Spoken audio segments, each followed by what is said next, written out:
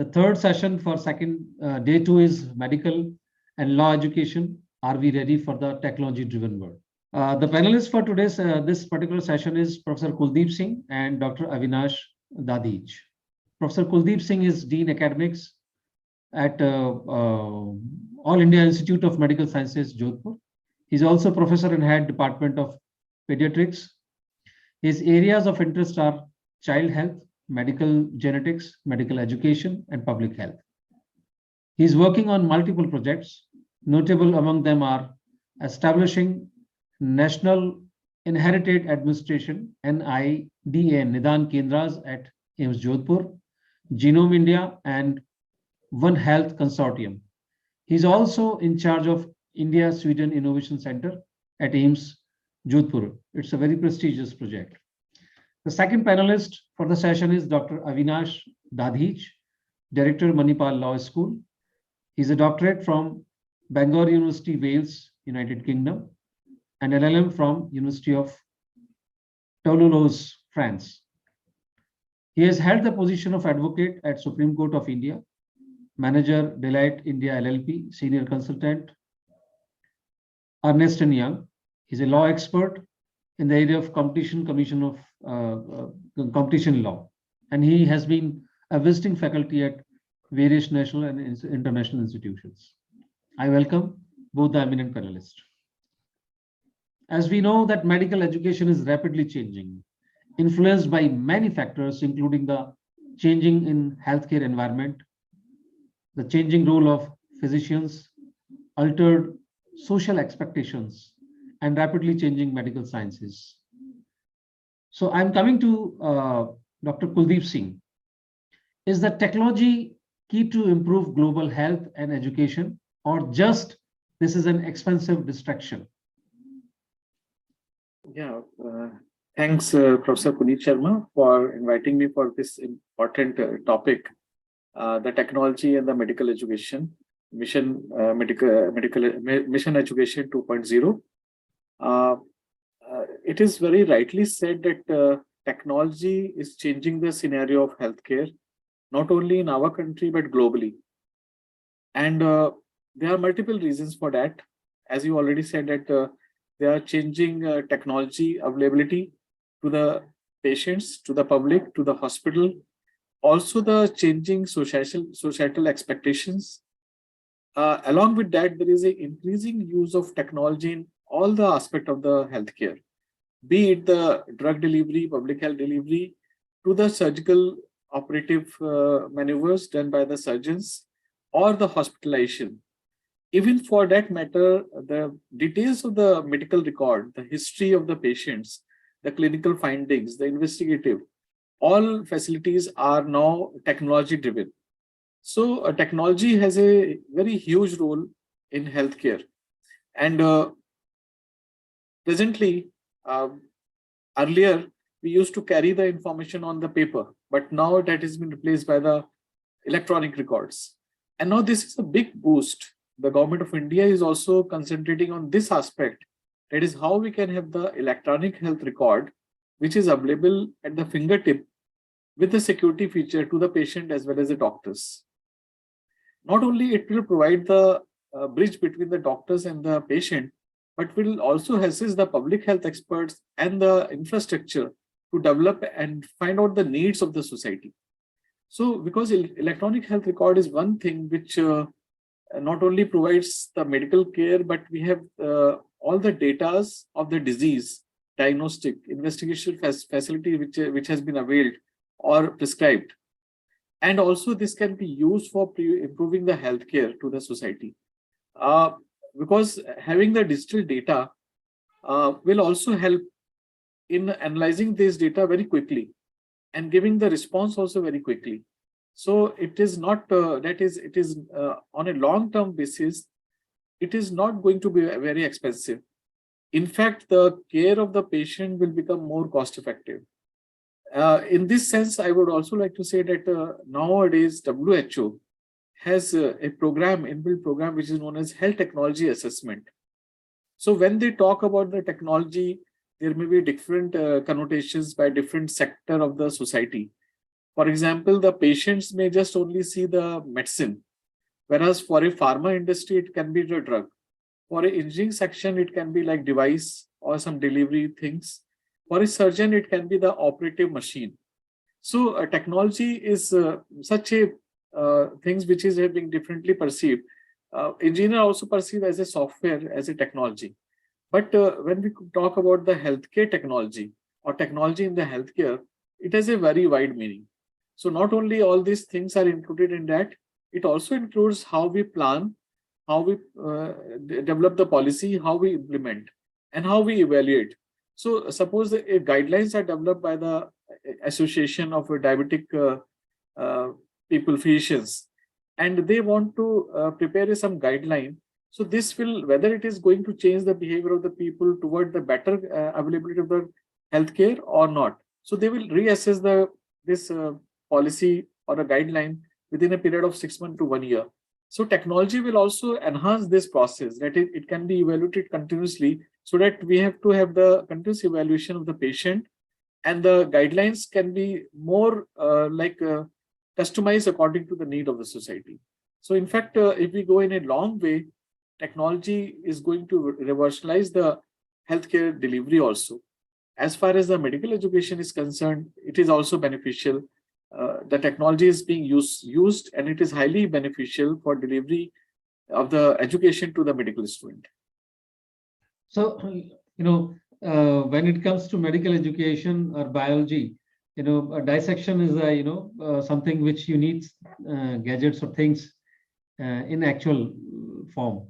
So in what way technology is affecting or helping medical students through simulation to learn or to have a real life experience?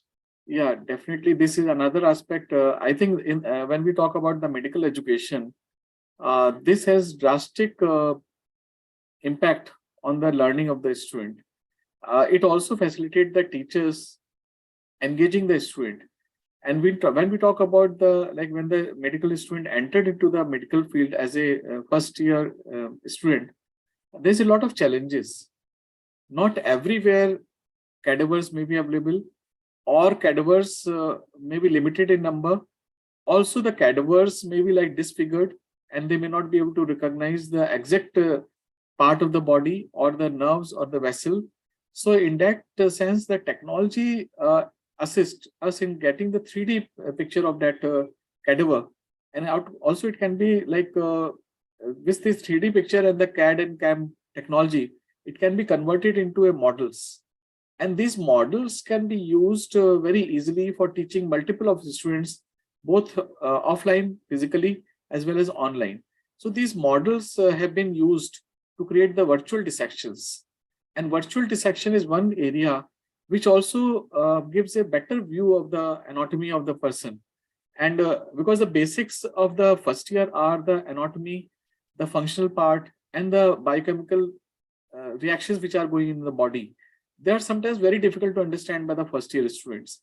By using the technology, with the use of this simulation and the cadaveric lab, virtual cadaveric lab, we can enhance this process. So the same thing which used to take 15 days to learn can be just grasped in 1 or 2 days. So the simulation is another area where the medical education is helping a lot. Simulation is one area in which the students get to know about, in a low risk situation, about the patient condition. So there may be various risk conditions like emergency, trauma, injury, fractures, which in a real life he may not get exposure every time.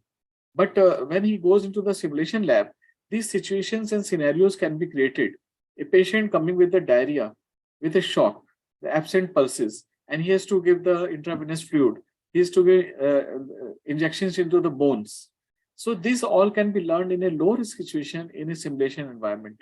So simulators are being developed, which now not only use the physical structure, but they are also going virtually. So Microsoft is also using the virtual reality for teaching all these things. In a virtual reality situation, we can have the both low risk situation as well as high fidelity also. So high fidelity also can be enhanced with the use of technology, although it needs a more input from the teachers who are really seeing those patients so that the scenarios can be created which appears to be realistic. So in fact, the bridging between the engineers and doctors can fill this gap of having the simulators or a virtual learning environment which is near natural, and where the student can make mistakes and he can repeatedly do the mistakes and learn from that without harming anybody. Because the one of the principles which is taught in the medical education is do no harm first. So anything, even our words may be harmful. So for communication purpose also, in the medical education, the technology can be used. The simulator program can simulate a simple situation, goes to the complex situation where a high-end decisions are required. So all these can be simulated in the simulated environment with the help of simulators. So I think the technology is going to help both the healthcare seekers as well as the healthcare providers. So in the medical education, it has a huge role. Thank you, Dr. Kuldeep, for helping us to understand in a lucid manner. That reflects your great teaching attributes. Coming to Dr. Avinash, technology, of course, has affected each and every aspect of life. So that includes education sector also. So your opinion on how technology has affected or enhanced the quality of legal education, or it can? See, first of all, I think thanks for inviting me, Professor Puneet.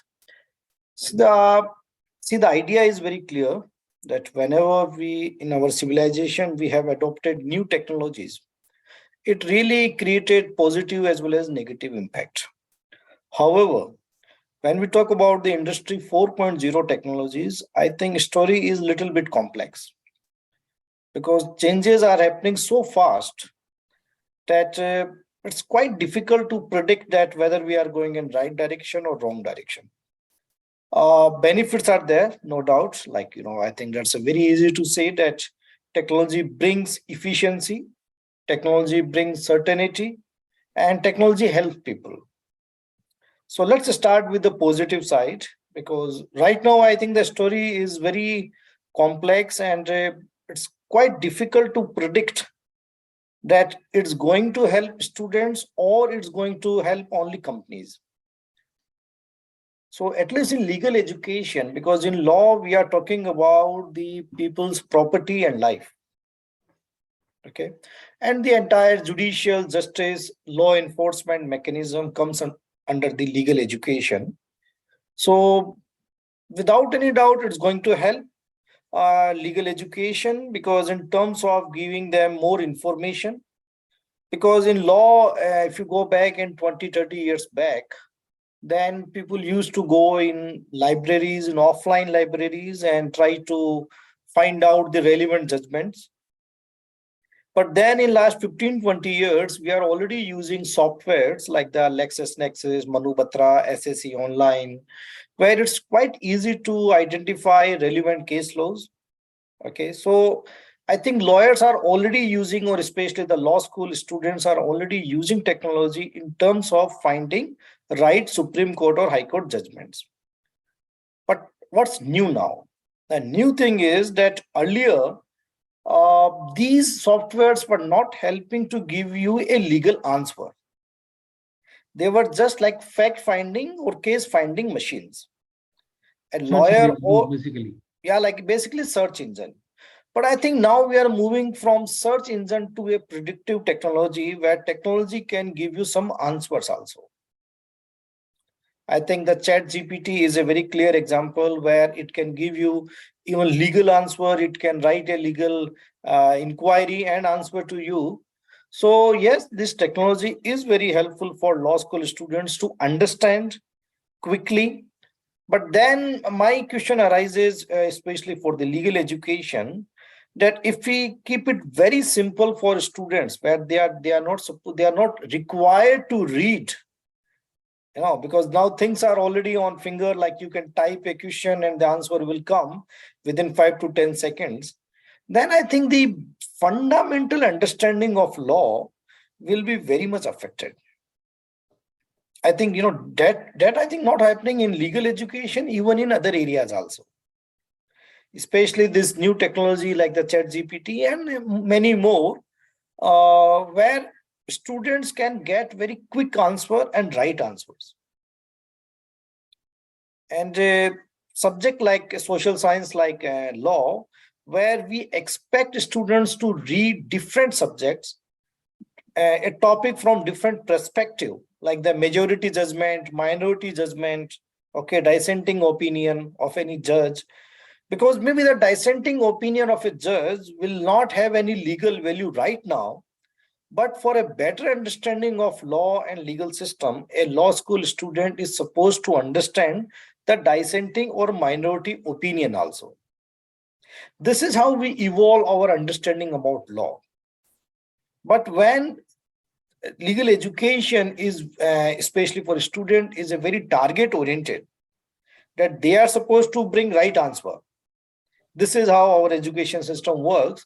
And I think this is how it's going to work for a longer period of time, because this is, I think, see, we can go for a very noble goals, but when you are dealing with 60 students, when you are dealing with 16 hours per week, we cannot expect from a faculty to go very deep and do individual analysis of each and every question and student. Ultimately, a faculty is going to check the answer or the evaluation in a class assessment on the right and wrong. So the right and wrong can be given by this technology very quickly. So I think it will give a lot of tools to law school students to give answers. But then I think my concern, and I think that many academicians are also very concerned right now, that in long term, it's going to give a very great damage to the fundamental understanding of subjects. And second, appreciating the reading and understanding different views also. Maybe not relevant now, but relevant in future. So I have like 50-50 views right now. Finally, technology is also creating imbalance and inequality in our legal education also. Like, for example, these softwares which we are using right now in big law schools, they are quite expensive. So I think we need infrastructure, we need software, engineer, internet, hardware. So already I think almost 60 to 70% law schools in India, they don't have access of those softwares. So my further question would be that when we integrate more advanced technologies in law school, are we not going to create further this inequality gap in our legal education? It looks like a socialist idea, but I think that's the ground reality. And I'm not sure that anyone is so much keen, especially from the service providers of these technologies, to give equal access to everyone. Because all these technologies initially might look free, but eventually they will come up with some higher price, because this is how business works. Okay.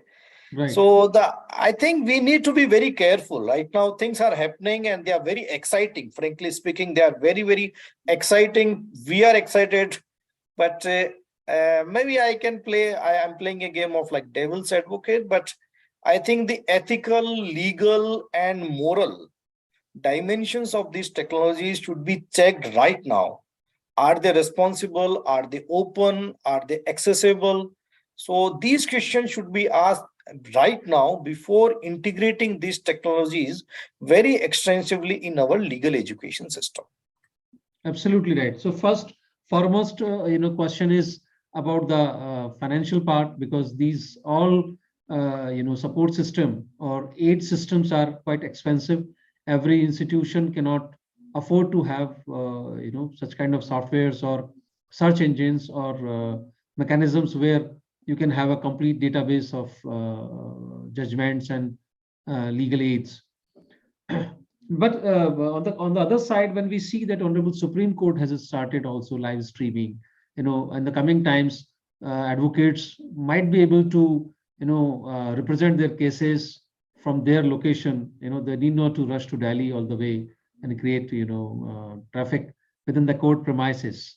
So how, because advocacy or, is a profession which is of practice. You cannot learn it through simulation. You cannot learn playing cricket through playing games on computer. You need to go on the field. So how to make a balance of use of technology while preparing the future advocates? I think the example which you mentioned in the Supreme Court, I tell you, a few days back, I was discussing this thing with one Supreme Court judge. And trust me, this entire ecosystem, this online hearing system in Supreme Court especially, is helping only senior advocates. Okay, the junior advocates, they are not getting, like they are getting least benefits of this system. See, you need to understand what is happening in Supreme Court right now. All these senior advocates, earlier they were not able to travel outside of Delhi to appear in various high courts. And now they are taking not less than 10 to 20 cases every day in different high courts. And in some high courts, even judges are waiting for these big lawyers, because the same lawyer is appearing in the Supreme Court. On the same time, he is appearing in a high court also. Okay, because in court proceedings, it's not like that you have to speak all the time, because the opposite counsel is arguing and you can predict, okay, this time I will argue in another court. So I think that's a very funny situation going on in Supreme Court. However, we should not eliminate the possibilities that these technologies can help lawyers. But then my question is that I think, see, I come from a grassroots, I always believe that until and unless technologies are not helping at the grassroots, the top level people in anyhow, they were always benefited from all economic and technological advantages. But if you go to any district court, to a normal lawyer, how many lawyers are having computers or like the laptop with a good internet facility? I believe in district court in this country, 80% lawyers even don't have their chambers. Okay, I think we need to talk about from the grassroots level, because as a professor of law, I believe that justice is happening at the district level, not in High Court and Supreme Court. Because the real trial occurs there. Yeah, 90% cases are done at the district level only. Only 5 to 10% cases, or maybe the less than 5 to 10% cases, go to High Court and Supreme Court. So the real justice system is happening at the district court level, because the trial is happening there. Evidences are collected and processed in the district court only. So, and courts are only to check the law points. Yeah, technically they are supposed to check only rule and the question of law, but they are doing other things also now in India. They are granting bails also. Supreme Court is entertaining bail applications in this country. Yeah.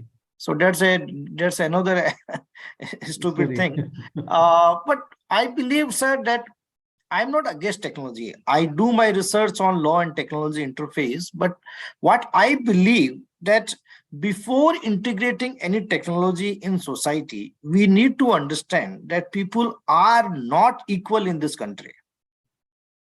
Okay, so during the COVID and post-COVID, when judges were not very keen to come back to the offline system, I tell you, in Delhi is like a very good place for litigation.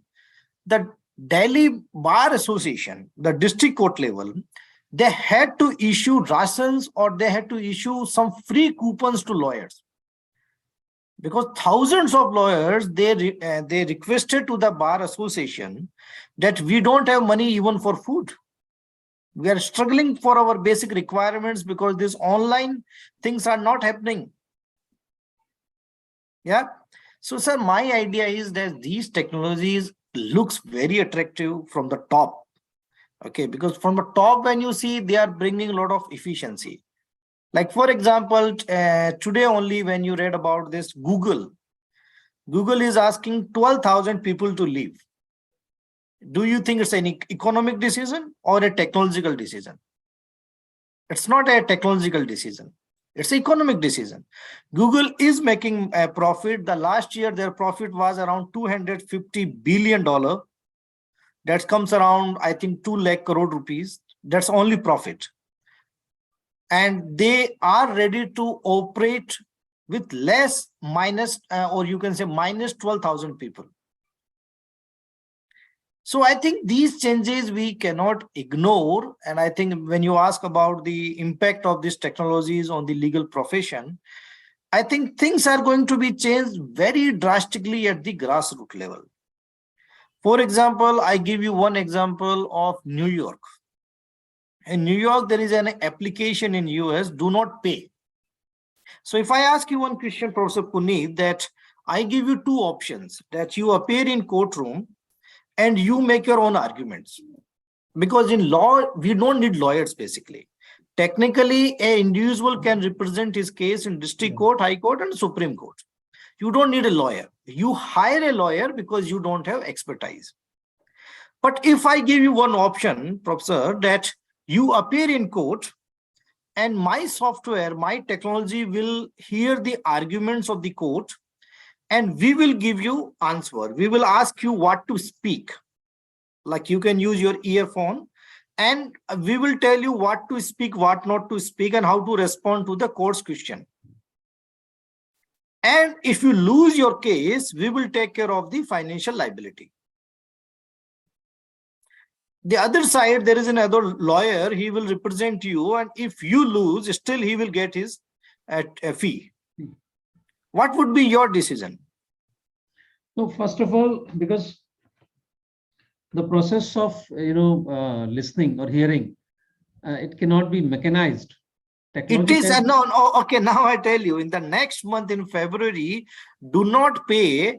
It's a software, basically, it's a AI-based software. They are going to represent in a court in New York. So it's a basically one traffic challan, and they are going to represent one person, and that person is going to appear in the court by using this technology. And this software company, they have ensured them that if you lose your case, okay, like we will say you what you need to say, hearing all the arguments, and then if you lose your case, we will take care of the financial liability. I mean, it sounds strange, first of all. But it's a reality. It's not a science fiction anymore. It's a reality. Because I need to go through the intricacies of the complete process. But no, it's not complicated. It's not complicated. I trust you. 90% of time, lawyers are very clear that what is going to happen in courtroom, because laws are very certain. Out of their experience. Yeah, out of their experiences. So a AI software can have 1,000 or maybe million times of more experience than a lawyer, because it's a collecting data and processing the data. So my question is that in future, if these type of robot lawyers are starting representing clients with full financial support. So even when a similar example, if I use, of course, the process is getting reversed. I am supposed to ask a question, you are supposed to respond, but not an issue. I'm a professor also. No, I think, I think it's an we are not in courtroom, first of all. We are exchanging the roles, first of all. So first thing, the same principle applies in education. A machine or a robot or any device cannot replace the role of a teacher. So technology is to aid a process. Because teaching learning process, it's a human process. It's an emotional process. Your learning organs get instigated by the presence of a particular person, right? That's why sometimes we like a particular professor and we do not like or less like have a particular another professor, because it's a human process. So similarly, when it comes to being assessing some particular situation, technology can be a process to aid the whole complete scenario, but it cannot be a replacement. This is why I think that's a very traditional approach to see AI. But I would like to involve Professor Dr. Kuldeep Singh also in this discussion, because I believe that in the panel discussion, there should be some, thought-provoking ideas. See, before the Chat GPT, what we used to think about AI, that AI can only add our solutions. Now, what is happening? Professor Kuldeep, I ask Avinash, we are deviating the topic. I think we are deviating the topic, because we are not in the frame of this particular today's discussion. Of course, might be your points are relevant, but not for today's session. The topic for today is use of technology, how, in what way it is getting affecting medical education as well as the legal education, right? So rightly said by you that every institution cannot afford those expensive softwares and machines. The resources are needed, and that is why gradual shift is there. Medical and medical education, when it comes to engineering education, these technological tools are really helping. They are great help. We are able to create something very good. Rightly said by Professor Kuldeep that the such kind of laboratories and the devices are not available. The simulation helps a lot, no doubt about it. I tell you, when it comes to engineering, a turbine which is of a room, size of a room of 14 by 14. Many institutions, hardly 2 or 3% of institutions, they can afford to have such kind of big machine.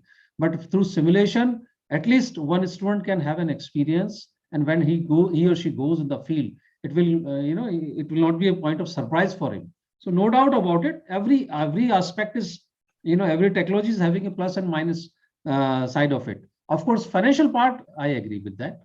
As well as replacement part, you are not agree. Sorry.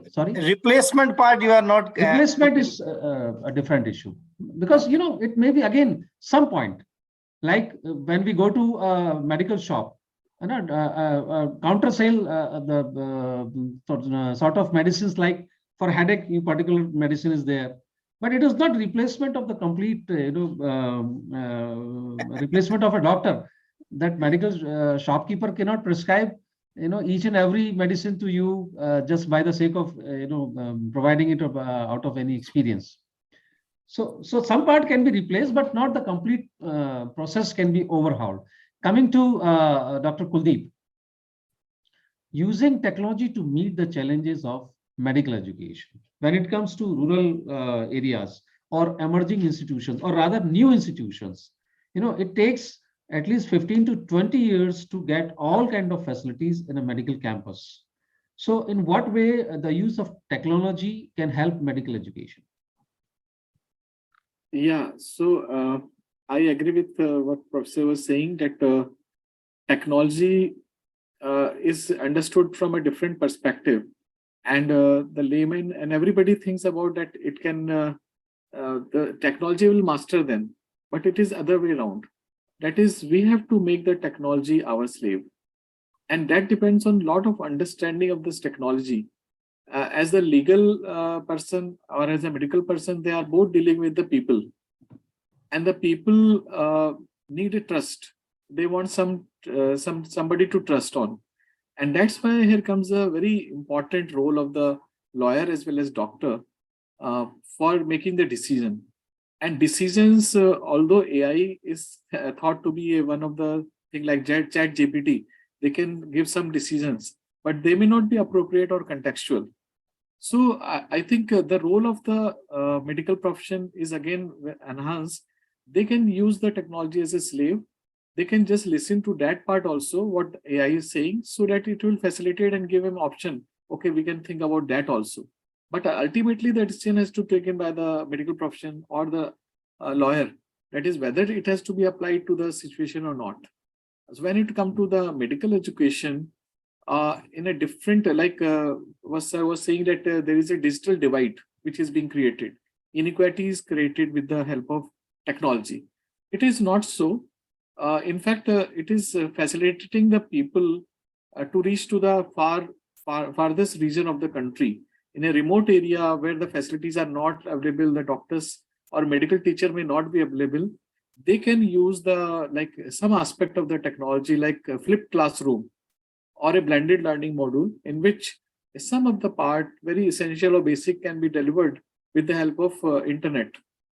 And the rest of the part can be done physically when they are called back to the patient's hospitals or the clinic, where they can understand what is the things going on. So in this way, the blended learning, a combination of the online and physical mode, will enhance the understanding in a faster way. Again, we have to think about the technology as it has been suggested that a software company may make use of that and they may enhance the cost. Because when we talk about the safety, the things get complicated. Because for safety, we have to use some other methods like blockchains and other security features, which increase the cost of the software. This is happening with the telemedicine also. COVID time, we learned many things about the telemedicine. And we realized initially that it is going to change the scenario of the healthcare. But later on, the patient also felt that it is not sufficient. We have to meet a doctor. Because a trust of a doctor is very important. A touch of a doctor is very important. I think in any field, it is not going to replace. But again, more judgment is required. So for the patient who are using the technology for their care. And so digital divide can be minimized if we start our educations right from the first year or in the schools. That this is a technology, it can be used like this. It cannot, and we have to do in a such way that it should not be abused. And what are the limitations of the technology? So that simple things can be used where there more security is required. And for experimentation research purpose, this can be used at a higher AI level. Because when we talk about AI, there are three situations in which the AI can help in the healthcare. One is that we use based on the data. So suppose a laboratory like the Lal Spatla or any lab can have the lot of data from all over country. They can make use of the data and prepare an algorithm. Okay, this is going to work, or this investigation predict this disease or not. Second is it can be done by a engineering college. They have AI at their disposal and they can make it.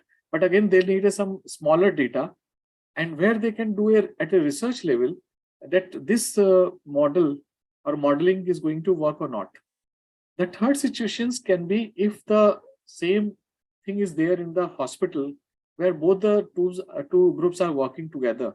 That is a technologist and the physician, they are working together and doing the changes regularly, understanding that what more data is required for predicting more accurately.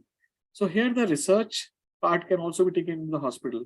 So the predictive model by the pathology lab, central pathology lab in the country, which are at a commercial level, may not be sufficient. The reason is that they don't have all the data of the patient. The patient data, whatever is there in the software, may be limited to some parameters like heart rate, blood pressure, cholesterol levels, the age of the patient, the color of the height, weight, BMI, other things. But there are many of the data which is not entered into the software. This is simply in the mind of the doctors. Or also sometimes it is in a free text form. And the free text form is available and it is not uploaded. It is available with the patient. There can be a lot of misinterpretation of the free text written by the doctor. So the doctors are being trained to look into the free text so that the message which is delivered to the patient is correct and it is not going to harm the patient. So in this way, what now new things has come in this area is the explainable AI. So the doctors will also doubt whether the prediction which is done by the AI model is really how we can explain to the patient, and how it comes into effect, how the diagnosis is made. So now the new area which is emerging is the explainable AI, where a lot of research are required. I think this is area which can be done with the help of collaboration. So in the medical education, collaboration becomes very important, not only with between the doctors, but with the doctors and the public. Collaboration with the other peoples like lawyer, legal people also is very important, because sometimes we have to understand that it is not going to harm in some other way. And what are the ethical, social, and legal implications of that software or the device. So before doing anything to the patients or taking out to the public, we have to do a lot of trials. These known as, we know already that there are drug trials. The drug trials were banned in 2008 by the government of India because there was some misuse of that trial money and other things occurred. Gradually, it was a lot of regulations were now placed before and conducting the trial. But still there are some loopholes are there. But from a doctor point of view, we have to be very absolutely clear that it is not in any way going to harm the patient. And the trial which we are using is superior than the existing, because we cannot use inferior things which can harm the patient or which has less efficacious to the patient. So somehow we have to show with the help of some data on the animal models or some computerized software modeling that it is going to help the patients in a better way, either reducing the efficiency or reducing the cost, affordability can be increased. So all these parameters are considered.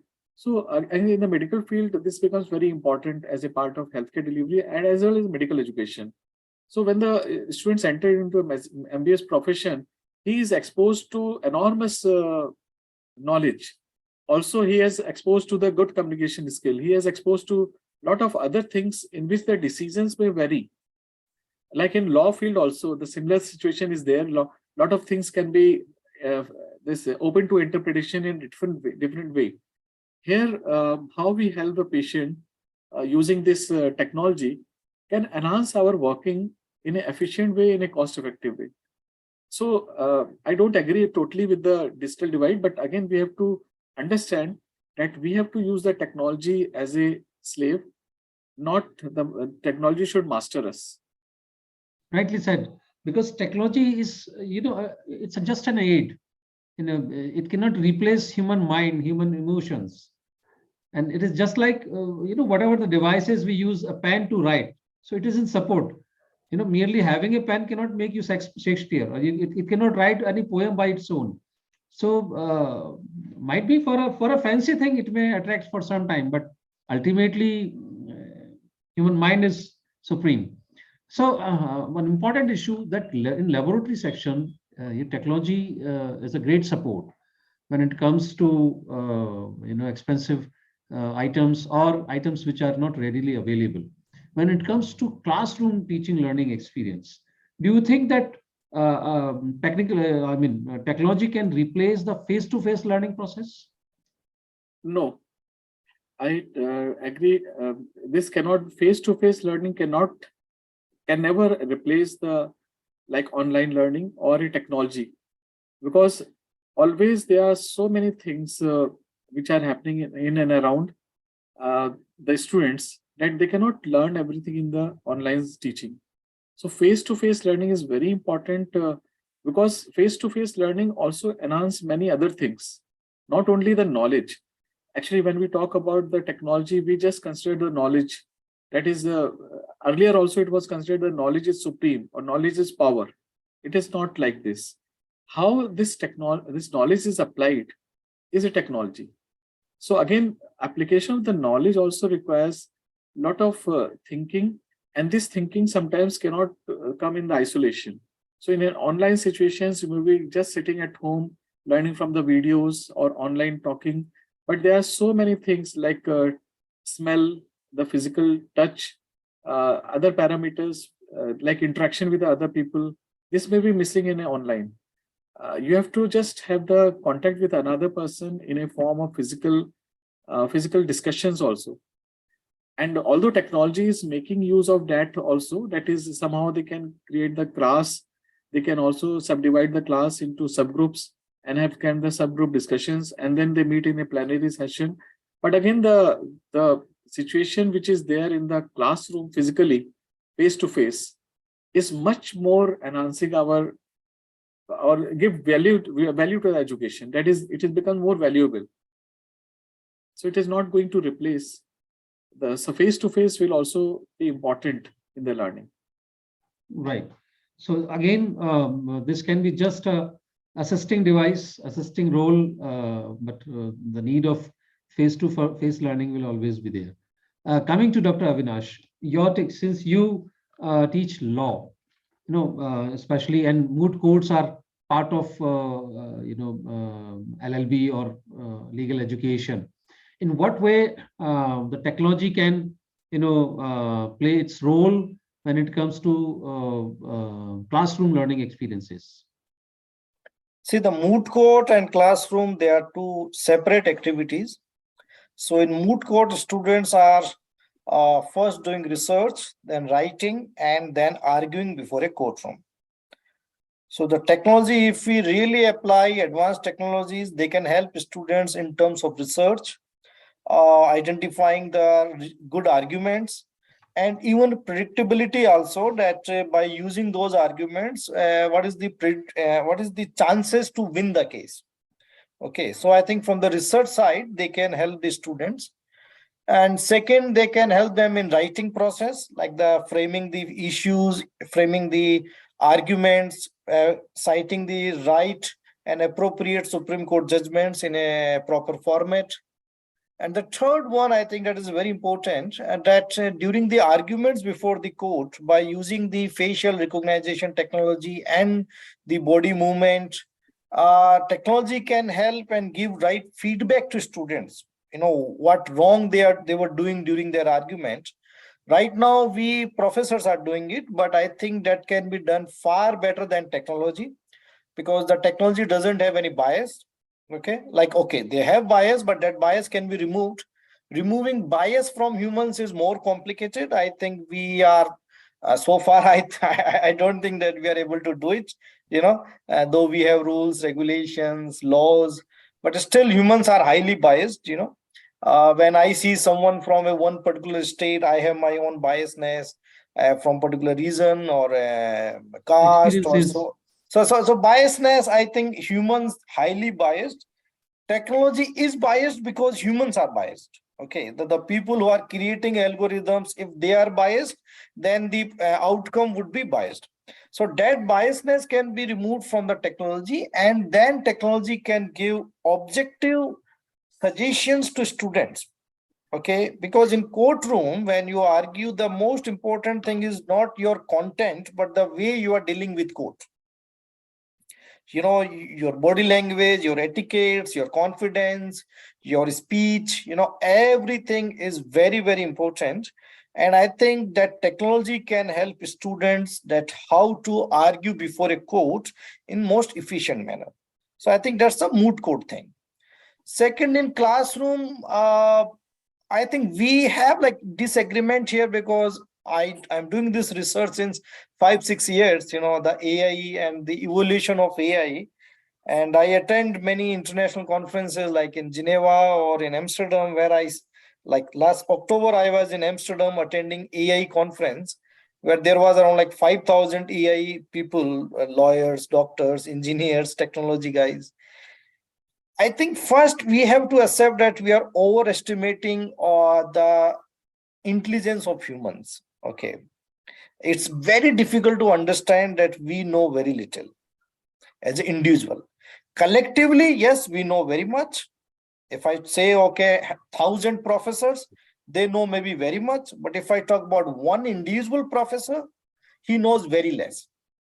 Okay, so this replacement theory, is coming from that idea only, that the students, when they are going to classroom right now, they are going for learning. If you involve the emotional element, like a teacher can inspire a student, okay, maybe the current technology is not equipped to inspire a student or a motivate to a student. Okay, so this emotional side, technology is still working on that part, because emotions are also not very, very tricky. They are just like the use of facial expressions, the body language, like if I inspire you or if I say something bad about you, it's nothing but my body language, my tone, and my selection of words. Okay, selection of words, body language, and the tone does the emotional impact, positive or negative. But I'm not going in that direction. That is also being highly developed right now, but only talking about the knowledge or giving the right answer or critical answer, reasonable answer. I think the technology is highly equipped right now, and students and faculties can use that thing. Okay, I'm not saying that they will replace, but yes, they should replace that part. They should replace the way. See, right now, when I go somewhere, I use my Google map. I don't use my human intelligence. I don't rely on someone's data, whether I should go in right or left, because I know that Google map will give me right answer. Okay, if I need to search something, I rely on my Google search. So in the same manner, in a classroom, a professor can use existing technologies and emerging technologies to create good classroom lecture. Okay. And then a professor can focus on the emotional side, which is still less competitive between humans and AI. There is a competition going on. There is a war going on between AI and humans, whether we like it or not. Okay. And the objective of AI is nothing but to replace humans. If someone says, no, that is not the objective, yeah, that is the objective.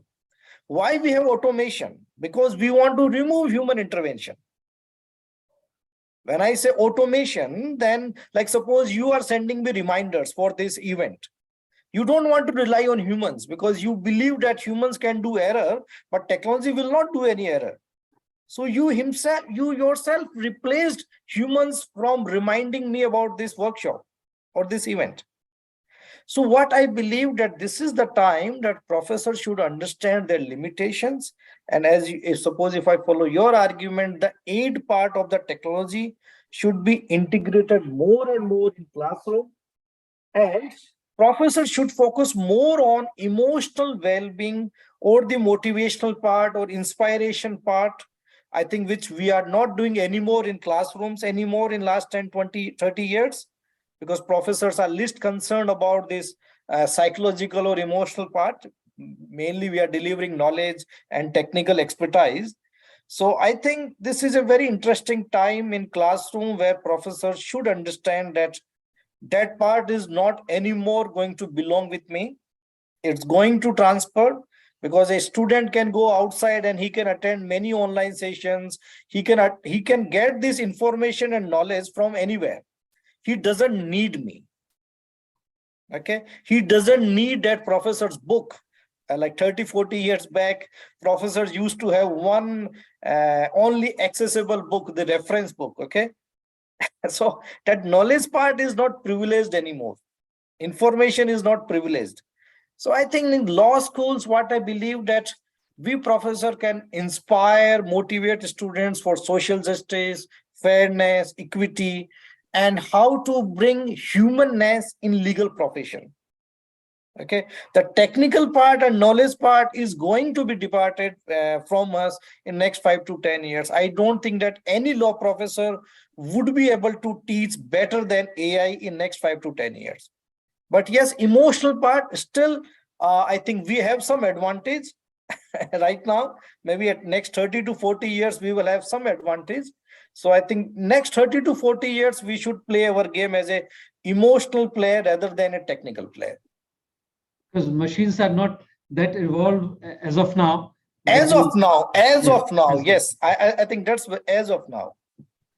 So rightly said by Dr. Avinash that the use of technology should be enhanced when it comes to imparting knowledge, and teachers should, address the psychological or emotional part, because unless and until you excite a student, the student will not come into that hibernation mode, that orbit mode, where he or she is keen to adopt any particular information. So coming to Dr. Kuldeep, the future physicians in the era of advanced technology and artificial intelligence, what are the emerging areas where in the medical profession, and as well as blending of use of technology? Like lastly, IIT Jodhpur and AIIMS, they collaborated and they started one EdTech, MedTech courses. So on that same line, would like to know more on from you. Yeah, I think what Dr. Avinash was talking about, that is what we call it task shifting. That is some of the common tasks which earlier were done by a doctor, like taking the height, weight of the school children or Anganwadi center. Now we have shifted this task to the like ASHA workers, Anganwadi workers, and some healthcare workers, SCWs. So they are taking care of, and then the doctors are taking more specialized roles. And also, I think this role of the doctor means a teacher, and the teacher roles is changing now. Teacher is now not a like transmitter of the information, but he is a mentor. He is a facilitator. So a teacher or a doctor can do multiple roles in a different way with the use of technology, and he can deliver more healthcare, better healthcare if we use the technology. So shifting of the task does not mean that we are replacing the humans or replacing the people to take care of the patient. It is only that we are facilitating and we are making it more effective. Because without technology, around 30 years back, there was a polio deaths. And a lot of children were dying because of polio or crippled. But then the vaccine came. With the technology advancement, we now came to with the bivalent vaccine also. Oral vaccine also came. Similarly, COVID vaccine is also enhancing day by day. So technology is being integrated into the care to increase the efficiency of the healthcare system. And considering all these things, we have at AIIMS Jodhpur and IIT Jodhpur, we have collaborated and we had a thinking for last 5-6 years. 2016, we start thinking about having a joint program. And in 2020, we started with this MedTech program. This MedTech program has three streams. One is that master's degree of 2 years, or a dual degree master's followed by PhD degree, or a standalone degree for the student who has already completed MTech or master's degree. So both the medical people and the engineering people, they were eligible for that, and they are working in a group.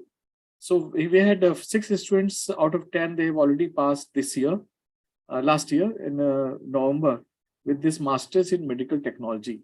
And now what they are learning is that how we can use the technology in a better way for healthcare delivery. And one of the things which has come up with the AI, that AI is a data hungry, but they prove that it is not only the data, but the quality of the data which is more important. So they had come out with the idea of a small data, which is like very high quality and value added data.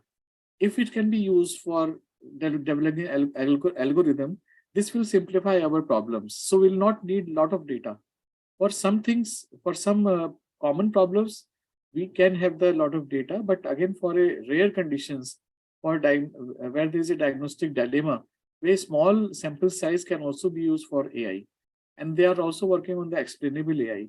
So this program is facilitating the healthcare and also helping in the medical education. So the medical education is not only that we learn from going to the hospitals or learning from the classroom. We can go off the classroom, online also, blended, flipped class. Flipped class learning, we have experimented and we found that it is more useful. We know that there is a Pareto laws, that is 80% of the healthcare problems can be just solved by 20% of the solution. But we just concentrate on the 80% and we forget about this 20% innovations. And for that 80%, there's a lot of crowd in the hospitals. When we talk about the hospital, these 20% cases who are rare, they are only coming to the hospital. But when they come to the hospital, they require 80% of the resources in the form of resource of manpower, equipments, surgery, and other things. If we target about this 80% of this rest of the population, which has a common problem or a disease which are in a very early stage, we can reduce the doctor's time for 20% of this patient in the hospital, and we can more efficiently use our resources in the hospital. The patients are coming to the hospital because they don't have the health-seeking behavior. They end up, if everything is free, they think that medicine, healthcare is for granted. And they will come at a later stage when the disease is much more advanced, then they require a tertiary care facility. So if we target about this 80% of the healthcare problems which are in early stage, or which can be just prevented, we can markedly reduce the cost of the treatment.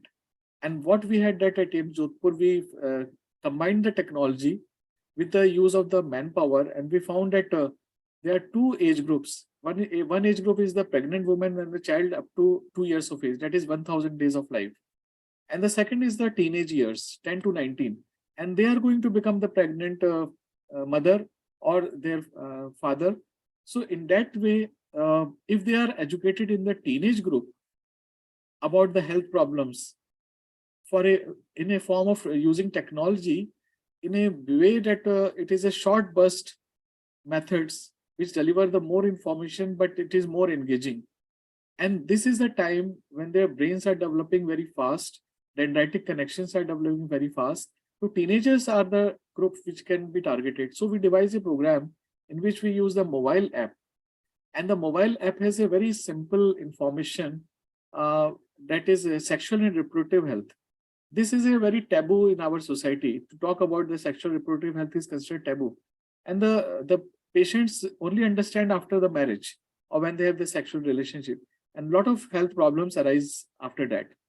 If we can target the teenage children about this issue and they start apprising of that, if you are healthy, if you are like economically well off, if you are physically, mentally prepared for take care of your child, then also you should think about your child. And then during pregnancy, they can take care of that child better.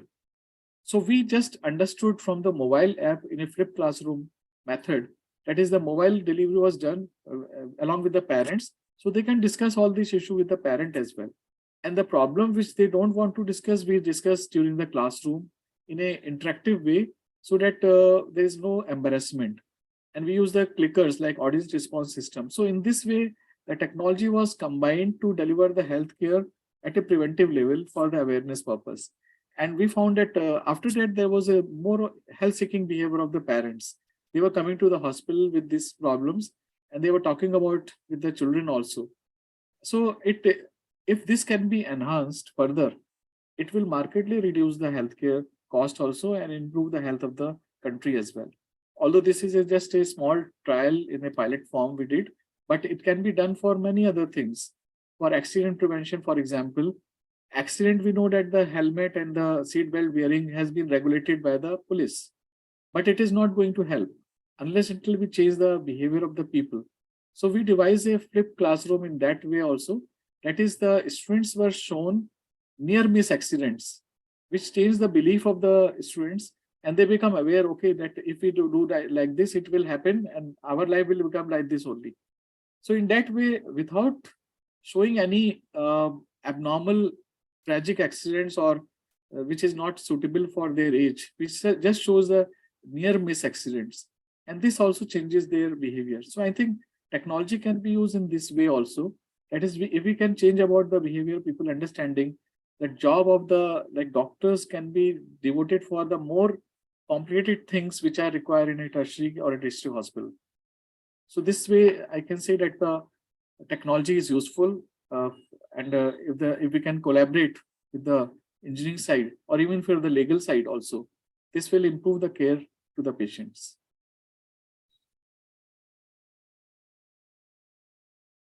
You are muted. Dr. Avinash, would you like to address any issue which we have missed out? Not so much. I think I'm quite okay with these ideas that technologies can help and it should help. But the point is, when we are appreciating a technology, we should understand the challenges which a technology can bring, especially suppose if I talk about the medical, a lot of people are using AI technologies for self-doctory, I think that's a very dangerous element which law should regulate, that what type of technology should be available to people. Because recently I seen a web advertisement where they are saying that you can take care of your teeth, you just use this product and you don't need to a doctor.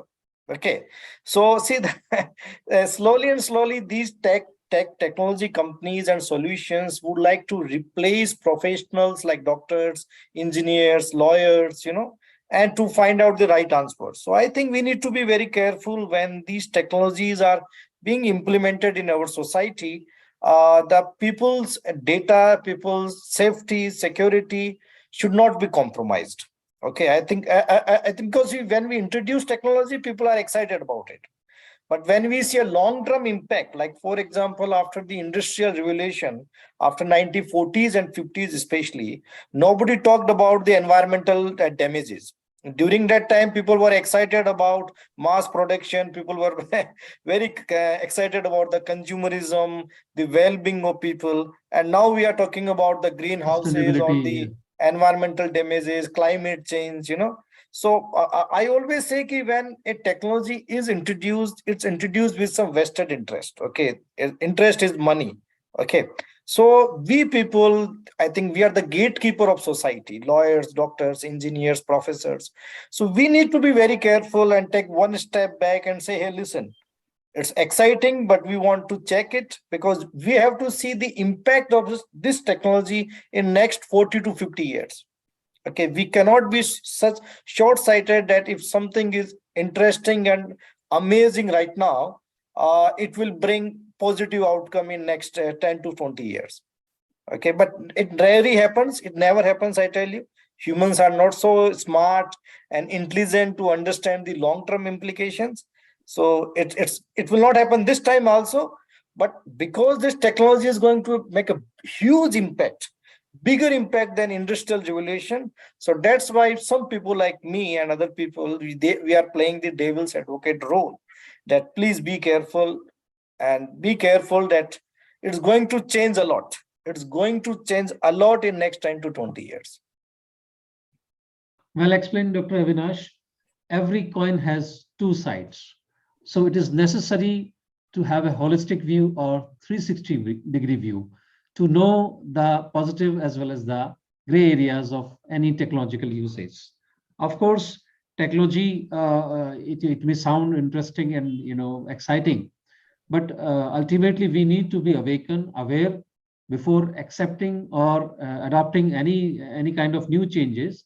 But of course, technology has its own positive side, and rightly said by Dr. Kuldeep that it has been it's a great assisting it's playing a great assisting job role when it comes to medical education or medical and healthcare segment, and legal education also when it comes to optimization of searches, precision, creating quality arguments, and preparing a proper draft. It helps a lot to have accurate information. So that part cannot be denied. It was really an interesting and engaging session being with you all. And I'm sure our audiences, those who are watching live on Facebook, and the concurrent viewers, those who will be watching this particular session at YouTube, they will be benefited.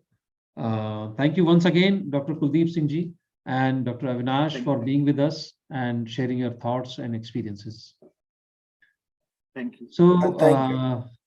now we conclude the whole ceremony, Mission Education 2.0, having 6 topics, almost more than 18 panelists, and 2 long days, almost 12 hours, more than 12 hours we were engaged, and we were attempting to bring out good panelists, their views, their experiences, their opinions, and of course, something which may or may not be, relevant as of now, but in the coming time, you may find that the particular person just narrated or suggested some particular thing way back 2 years back. It is relevant now. So with this note, I thanks to my all audiences and the team, the technical team, which helped us to run the whole show in a smooth fashion, especially the design team, the technical team, Anand Roopji, Onkarji, and Deetya, for providing this opportunity to invite everybody on this particular program. Thank you once again.